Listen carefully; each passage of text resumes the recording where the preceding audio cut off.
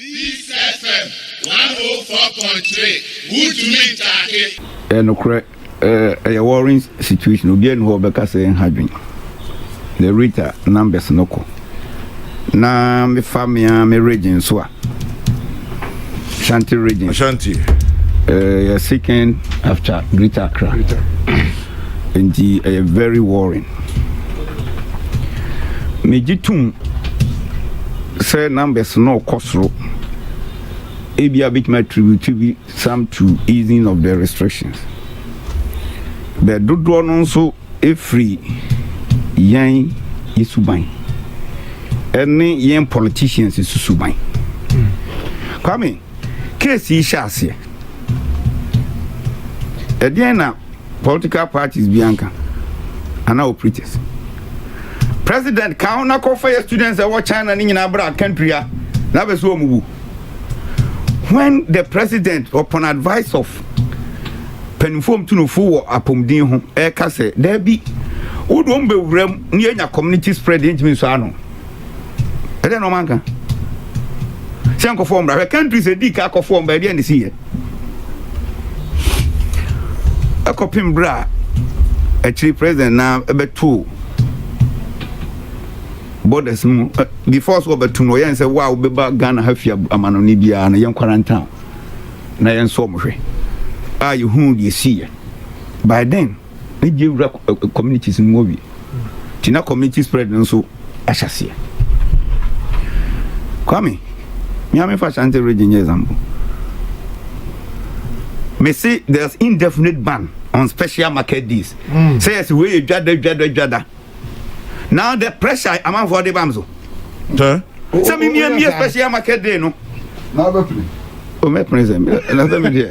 You see pressure e ba me so no. Say special market days no yemie. Obi anso kura mema one example.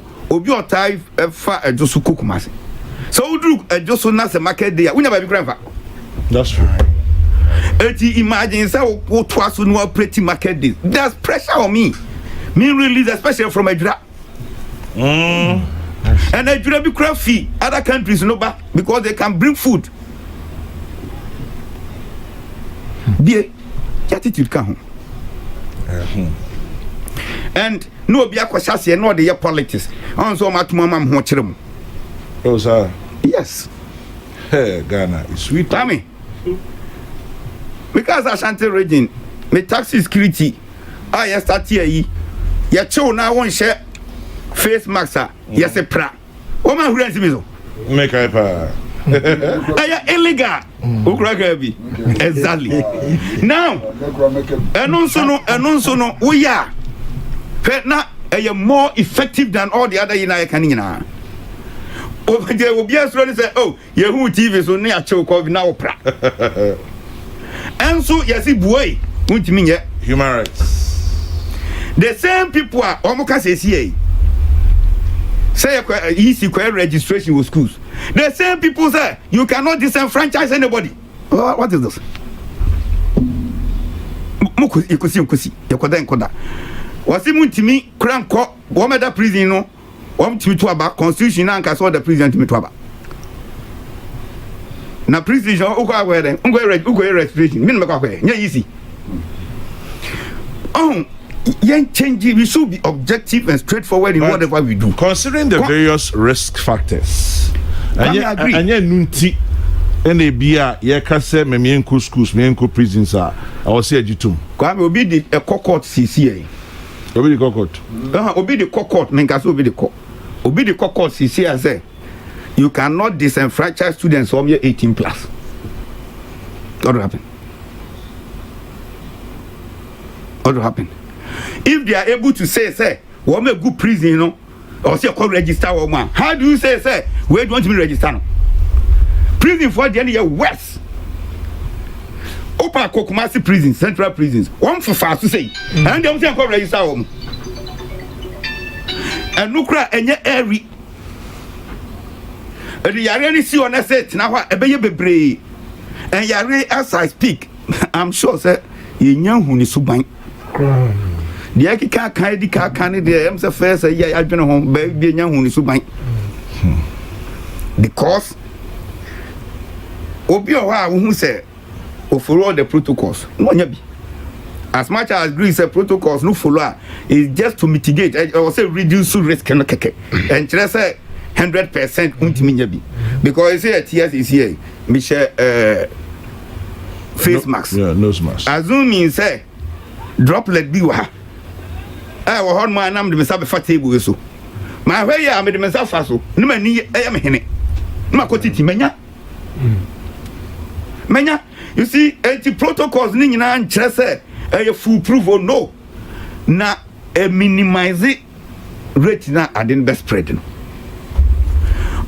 anti ye nyina ka adwen mom ne ka se sei ne yeko be ye ntimi huhu ne yekeka ya saade a emoyen again me gitum say numbers no kosro we are among abia countries war Africa the numbers na kosro pa but we are among the best countries in Swa one rate of recovery was high pa and we are among the countries mortality rate is low pa.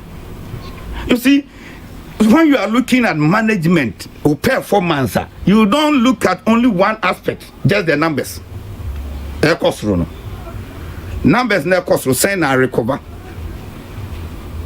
in Africa for now. I think say only one country in the BTA you be around 76 point something percent and the other country is about 80 something percent 84 something percent 80 wo her numbers no now we have recovery no so now we have mortality rate no so because you see anya sa senya relative comparison here yeah because there's no way saying the economic performance Ghana bit may beat Nigeria because if you look at the economy the size of the economy your man or more but most often when you assess performance of the economy in the sub-region Ghana is first. So just looking at the nominal values alone and performance. But you look at the nominal values and relate it to other factors.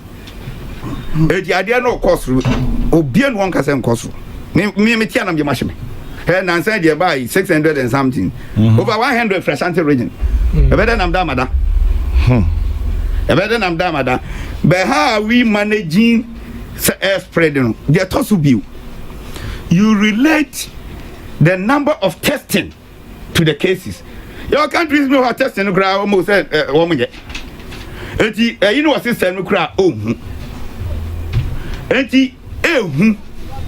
obia because idea no sabi enya yare bit my wa ma bibia timi asia na ye ntro be ye nyina ye ni hihye no so yesi hohron santentem na fa semna hoho yesi fa tissue paper wona mo fa sanitizer ukwa de bia said na me kan wa hasi bia me sorry kwa me we dey sorry say me dey hand example no problem na me sa koka e bia me nyanko hohoro me nsa me dey sanitizer na ya na bia bom ho ban luckily bia na me fa me nsa enko kan mani ana me hwene ana ba bia na me use sanitizer na bom ho ban yenye yes social distancing yenye yentete yentem don't go and hug somebody ade we kra na me time o fani sa no de koye na zo mi se bi wo me ha e bi wo mi nsa chi ha na me de ba ka no nye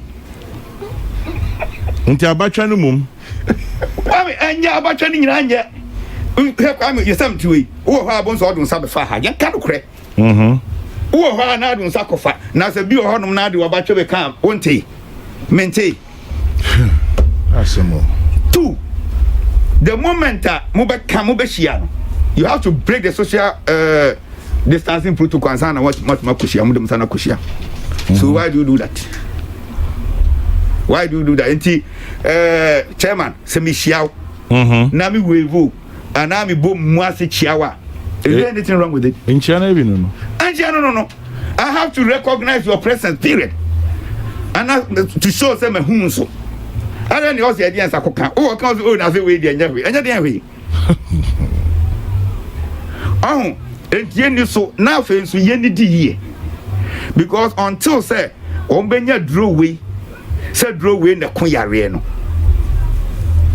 enya easy ayo maka ni nyina yan try didi ye yeso didi ye now immune system is stronger ebe fight yare when you get it Kennedy I agree say nyina na sabi ya ho odin ye pe etu obi okra aka so nkoto mango ba akukura ni a yasem kas won ko di anka ba akukura yasem I agree kakra osika beso no fakodi di unfortunately no wo mo ya no sika sem no enta anye no special mema no wonya kakra na I'm telling you what be fa corner sisia is as what the better do kunu bi kura di no I what be fa corner akope bibia no ti esrew moment change yesuban ni bi hwe kwame and some na ya na ya can be lockdown by and some ben ya kan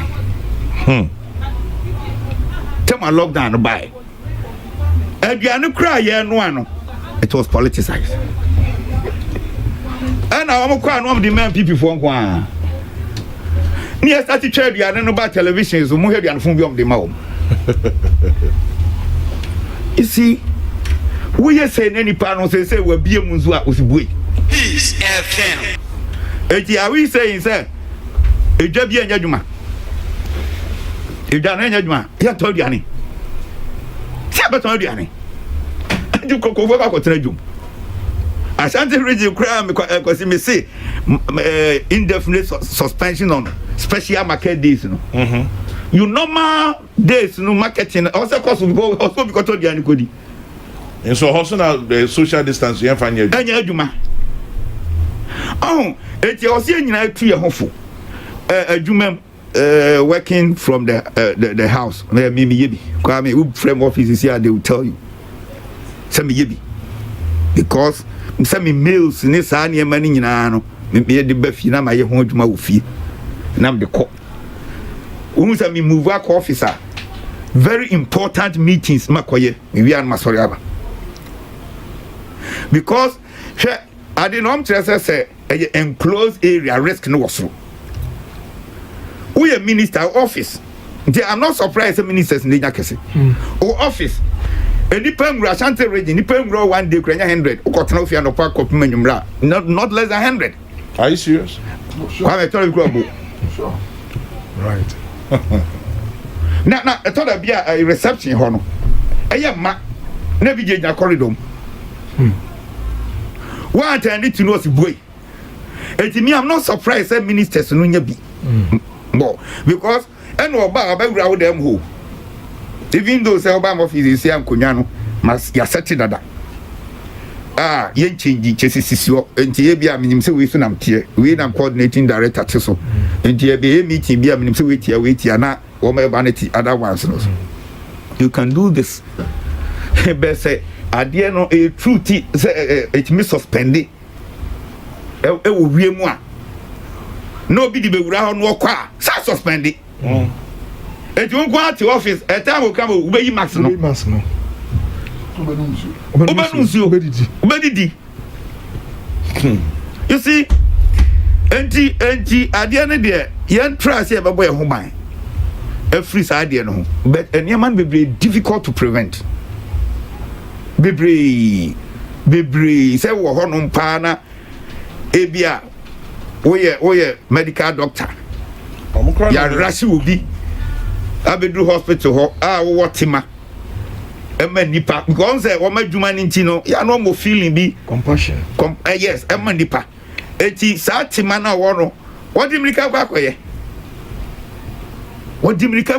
hwe sa koda so SD doctor ya wo free mu ani nu free mu yeah who said in your no presiding member who said in your free mu ayam share no the rasiko so no oh yes o nipa kwa wo say na nu bia wo gini dia bia wo ne no o nipa asakwa no ko Tito se me ko so exactly ana na me na Tito na audio Tito ni so onu mo Tito enti ade no aban no o born ho modern but yare na nkaza Jufrey say American vote way ska na komunya he bo madru o matwam America for the omo de me pa for your pa and you want to compare that you minister America for the sebi. Yen kasa asemi but almost di obo kakra wasa asemi. Kwame. Man panyin bibi no. Kwame. Yeja. Bra.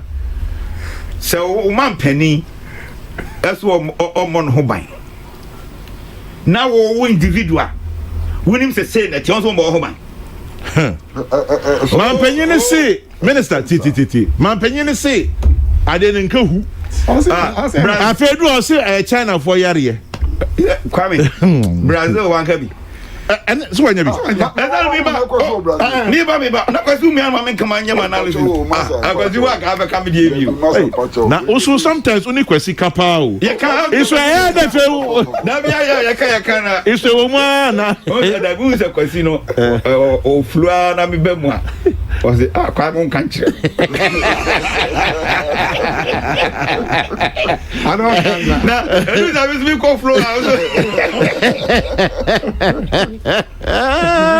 Oh, Kwame. Yes. You were near Kano. And yes, he can come as I'm near Kano. Now, individual behavior, a come. Because bet my just go, we are Simuna. Nasa Sabi, Ujaja and one, Ubenya Sisia. Young of Webria, come over here and Kumunya. Because the Juma Hoyeno, obey my voice, they come into contact with people. But I'm just here. When me told me I may drive, Kwame me point Juma, no more drive myself. Me private car, my phenomenon. Just to check what is happening.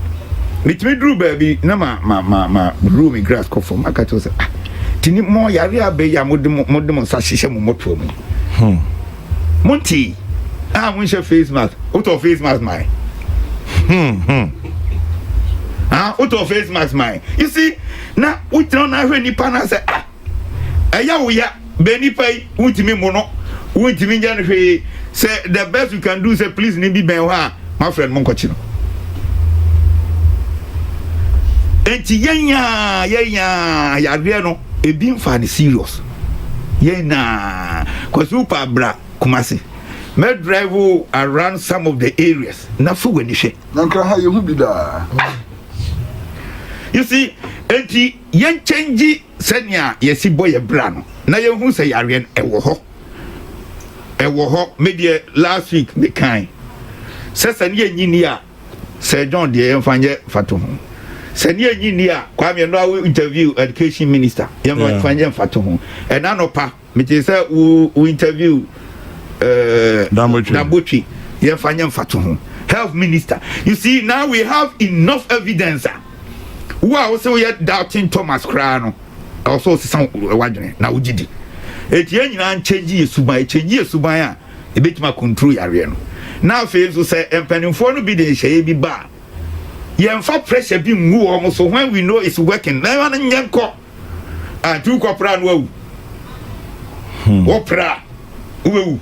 Just apra ni mu say that so mu pa so be pra. Kwame ma o mu jai afa ahu mi yesi jai. Na hwe risk na mampon take in rano. We apprehending crofo no. So be will be. Please no on your protected. That's what we should understand. Because all bit much no. You come into contact with the person. To watch any per 50, not the risk. Again, one do cost ourselves in the case. Cells and at the end of your home, at the end of your higher na ABI movie I didn't. Yes, we don't know what to do. Because cells are not dangerous. Dangerous. You consider the risk, but we're open space. Sister, plastics and crofobia go for. Because you practice or no, I want to because this one support to me. Why can't say hold you support to me? Sister, plastics here go for. A open space, a airy. It is what we cry. Droplets no hanging check and from above. As compared to the share now any paba 20 udomnya good abakon na bakon will be a 20 if you are no. You see, so near money be your honor more because be a year buswade, but we also weigh the pros and cons who say no way a lighter year ebe mo so ejai hwe anipa bebre o mo fere ne se edina ba TV so no ya de bia eye minia or something yeah ofi say what blow ne ego ego na ni mo ase etu bon say kamo majai na me who said there was significant improvement. That was the time you say you increase the rate and increase, you know. I take back from kakra. You see a diago. Oh, 80 minia. I dare not Kwame dear canning and young account. Yeah, politicians, you know, your comment, you can for each other home and also come home. Say you guys are near mana. Yeah, because so na put nra. Or see that one now, we will have social media. I say, what they all a son say, Ofia Munyoku, Mutino Wenyabi. And I say, son say, he's like, do you really understand what is going on here? And I come in, I was here to say, one more benya be do one, penny for no, a bear woman will ruling government. They are interacting with people. Yeah. So come say if yes is here. I'm rushing. The jams my content. Namako airport. But COVID team no home bear presentation. Ama health facilities or Ashanti Bono Ahafo Bono East. I have to be there. Okwa I'm media of one manjay. Manjay. Can you sack them? No. Udru will be creating new or be Russia by her person who be din combo. It risk no there because we are exposed to so many people and I will name the will be and I name the won't be. So that will continue. This FM 104.3 Good to meet